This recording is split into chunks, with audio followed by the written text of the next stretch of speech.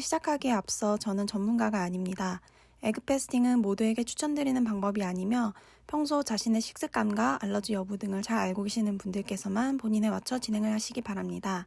안녕하세요. 제가 지난 3주간 유튜브에 제가 어떤 거를 먹으면서 살고 있는지 영상을 올렸는데 제가 사실은 그 식단을 지속한 지가 기간이 꽤 됐어요. 그래서 그동안 살도 꽤 많이 빠졌고 근데 어느 순간 정체기가 온 것 같더라고요.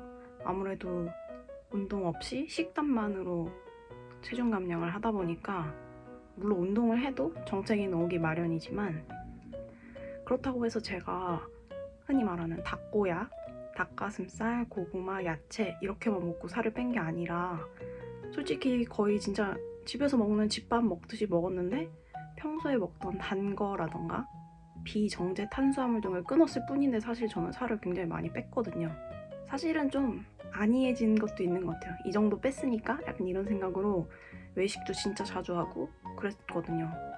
그래서 몸무게가 사실은 4월 초인가에 51.9로 내려갔었는데 그 이후로 52kg대에서 53kg대를 왔다 갔다 하면서 51kg대로는 절대 떨어지지 않더라고요. 그래서 이거 뭔가 방법이 필요하다 해서 식단 비틀기를 한번 해볼까 하는 생각을 했어요. 식단을 한번 잠깐 바꿔보자. 그러던 중 알게 된 게 계란 단식, 에그 패스팅이라는 건데요. 아이캔디 피지크라는 분의 유튜브를 보고 계란 단식이라는 걸 알게 됐어요. 근데 그분 영상을 보니까 평소에 간헐적 단식을 진행하던 사람은 소량이지만 이제 케톤체가 몸에서 발생을 한대요. 계란 단식은 저탄고지를 아주 심플하게 만들어 놓은 식단인데 저탄고지라는 게 결국에는 몸을 케토시스 상태로 만들어서 평소에는 탄수화물을 에너지로 사용하지만 케토시스 상태가 되면 지방을 에너지로 사용할 수 있게 몸에 이렇게 대사가 바뀌는 그런 거라고 제가 간단하게 알고 있거든요. 그래서 평소에 저는 간헐적 단식을 기반으로 식단을 진행하고 있으니까 이 에그 패스팅 한번 해봐도 좋을 것 같다라는 생각으로 에그 패스팅을 진행하게 되었습니다. 제가 3일간 뭘 먹었는지 그리고 보식은 어떤 식으로 진행을 하고 있는지 보셨나요? 사실 보식은 아직 진행 중이에요. 지금 금요일 아침이에요. 제가 에그 패스팅을 월요일부터 시작해서 어제부터 보식을 진행했기 때문에 근데 아마 이번 주 주말에는 외식을 안 할 것 같아요. 그래서 그냥 제가 원래 먹던 식단으로 하면서 그럼 쭉 이어지면 다음 주 금요일까지는 무난하게 보식을 하겠죠? 사실은 보식이 아니라 그냥 원래 제가 먹던 식단으로 돌아갔어요. 애초에 건강식을 먹고 있었기 때문에 딱히 보식을 진행할 필요가 없을 것 같더라고요. 그냥 지금 이대로 원래 하던 대로 식단을 이어가려고 합니다. 자, 그러면은 대망의 에그 패스팅 결과를 한번 볼까요? 물론 앞에서 몸무게 확인은 하셨겠지만 제가 이번에 체중계를 새로 샀어요. 윈마이 체중계라고.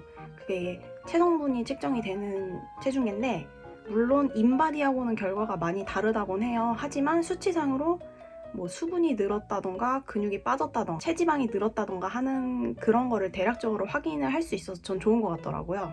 그러면은 에그 패스팅을 진행한 기간 동안에 체지방량의 변화를 볼게요.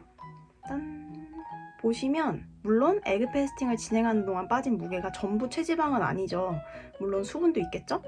하지만 체지방이 감소세에 들어간 거를 확인하실 수가 있어요. 근육량을 한번 볼게요. 짠! 근육량은 증가세에 들어갔어요. 정말 신기하더라고요.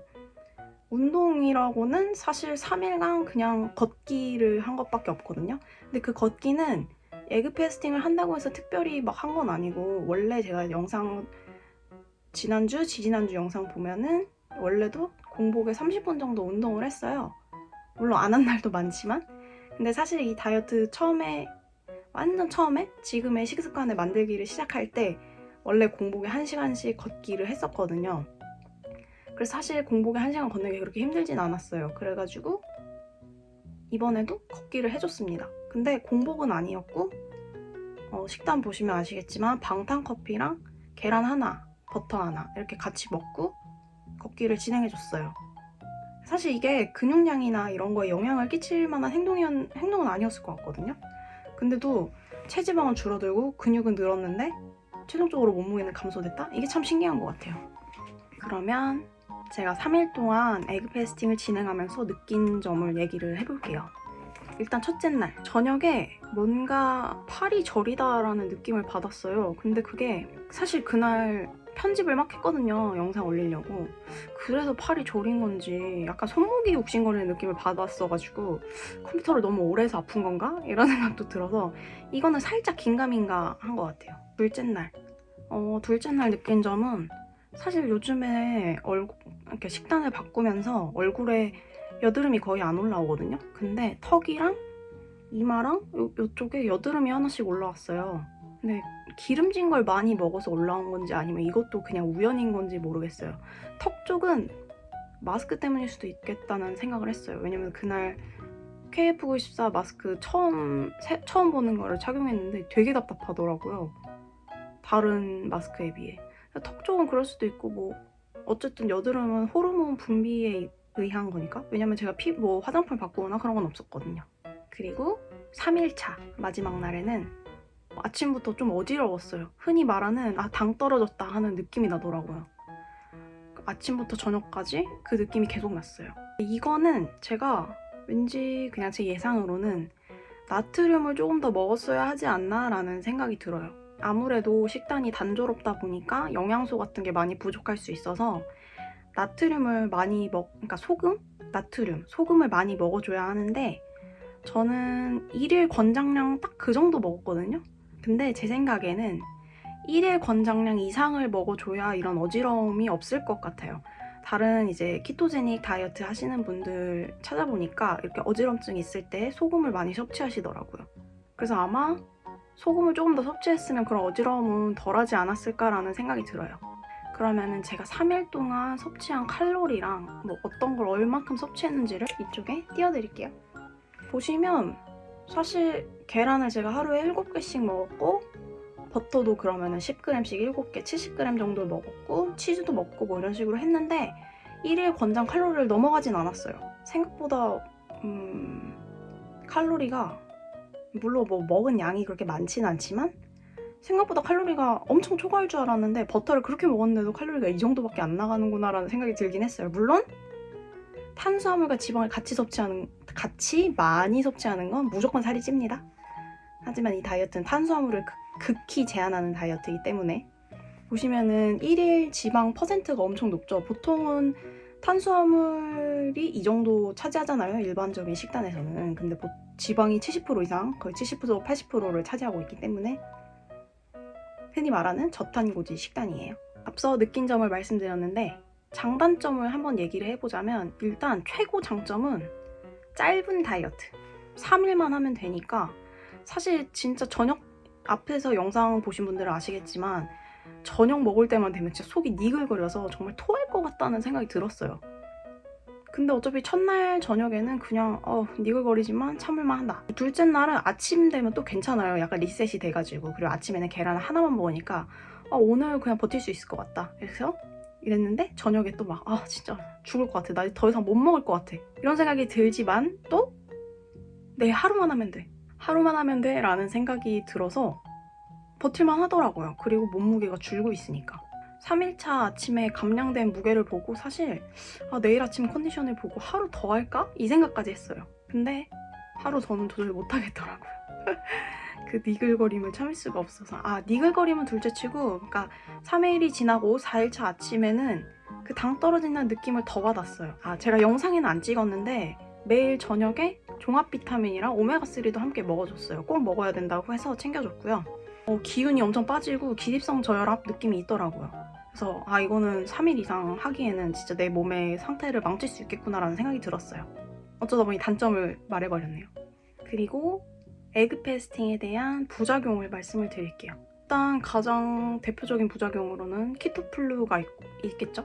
내 몸이 탄수화물을 에너지로 사용하다가 지방을 에너지로 사용하기 위해 이제 몸을 바꾸는 과정에서 뭐 열이 난다던가 두통, 복통 아니면은 뭐 토끼가 올라온다던가 그런 증상들이 있다고 들었어요. 근데 저는 그런 증상은 없었습니다. 그리고 키토 래쉬라고 해서 몸에 약간 두드러기처럼 올라오는 게 있대요. 저는 그런 증상도 없었어요. 아마 그 간헐적 단식으로 인해 조금씩 케톤체가 나왔던 게 도움이 된 게 아닐까 이런 생각을 하기도 하고, 아니면은 나 저탄고지가 엄청 잘 맞는 사람인가 봐 이 생각도 하긴 했어요. 지속 가능한 식단인가에 대한 의문이 들어서, 물론 지금 열심히 하고 계시는 분들 계시지만 저희 식습관과 생활 패턴에 맞춰봤을 때 저탄고지는 지속 가능한 식습관은 아닐 것 같아서 그냥 다시 원래 식단으로 돌아가는 걸로 선택을 했고요. 주의하실 점이 있어요. 저는 에그 패스팅이 끝나고 원래 식단으로 바로 돌아왔지만, 일반식을 하시다가 에그 패스팅을 하신 분들은 정말 꼭 보식을 해주셔야 돼요. 보식은 사실 제가 뭐 몇 개 찾아봤는데 원래 키토식 하시던 분들은 보식할 필요 없이 그냥 바로 키토식으로 돌아가셔도 된대요. 근데 안 하시던 분들은 제가 좀 찾아보니까 약간 키토식에서 슬슬슬슬 탄수화물 추가하는 식으로 좀 빠져나가면 될 것 같더라고요.